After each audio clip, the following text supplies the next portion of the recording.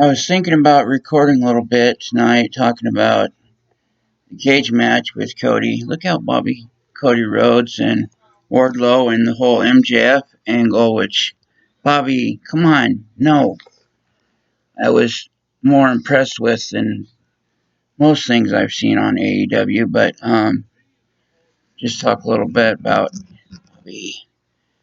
Teddy Hart apparently just around 2 o'clock today was arrested again, I guess, technically, but with him being on home monitoring. Um, and not everyone knows what things like that are. That's the ankle bracelet. A lot of people probably heard that. And Teddy was at a friend's. Maria figured it out really quick and rented an apartment at a friend or someone they knew in Richmond where he could stay. And she went on her way to still wrestle and work. And she released a video today, too. First time in a couple weeks on Maria and Ted's Unfiltered, about 40 minutes working out in the ring and stuff. But so Ted would have just been having to stay at the house, and I don't know that he would have had any work or anything that he had to do in that area since his work is traveling. You know, um, he might have had appointments to speak with attorneys or just minor appointments and things, but he pretty much would have been on the premises. Within 100 feet of the premises and just things that they approve. And the bracelet on your ankle will show them where you are at all times. And, you know, um, I think what the information is about 2 p.m. today, the 4th of March, that he was booked in at that time. So, and there's not any more info, but for fans that might worry he got in trouble again or anything, certainly that's not the case, like new criminal charges or anything. Some people will actually try to take that bracelet off, which I've heard of it being done, but obviously they make them in such a way for that not to happen, and Teddy wouldn't do that and just take off. Certainly that would be so blatant a violation, and that's kind of what they call it, I think, is a violation. Like you're on probation, you get violated, you committed a violation. So a violation of the terms of his release. He was given release terms, is what people are given when you're released until he goes back to court.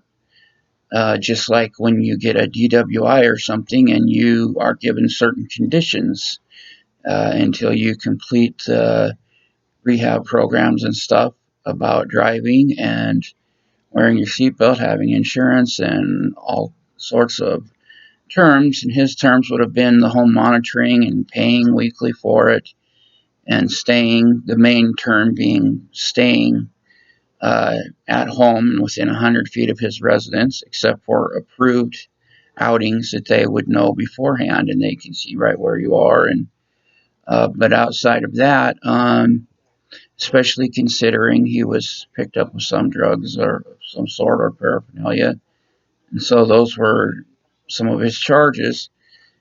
They could easily have him either coming down to the courthouse or probation, or you could have a PO coming to his house and giving, urine tests. So maybe that, even though it's not his home area, he must have known people down there, for him to be going out with it on his person. And, maybe something like that happened and he violated the terms that way by failing a drug test or something. But the thing is,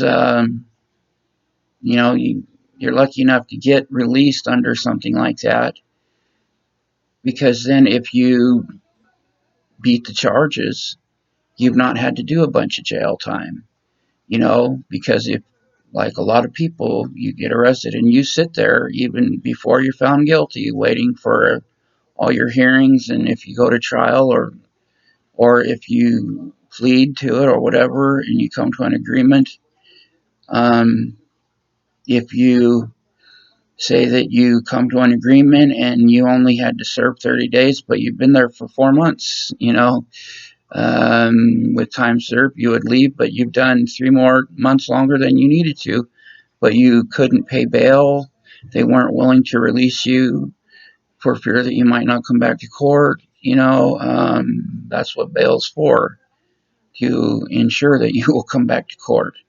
You know, um, so he gets to be out while he's waiting for court, and um, if he beats the cases, or has them dismissed or anything, then he's not having to sit in jail while he waits. But when you're lucky enough to get that, or not get a real high bail, get a low bail that you can manage, they're typically not into giving you more chances on that. If you violate the terms of that, you're probably going to wait in jail until your charges are dealt with, whether you go to trial or reach a plea agreement, you know, and so that's too bad. It's really too bad, but we don't know that.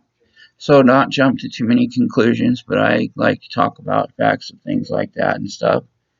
And I've kind of found myself following it, and I don't want to have my words sounding like connecting Teddy to a missing person, but you've got a girl that he knew and stuff, and I only mentioned because I have a person missing in my family, but this is from Claire in 1984, so this is more like someone who suspiciously something happened or they were killed or whatever at this point. But I know what that type of thing is like, so I read and looked into that a little bit, and um,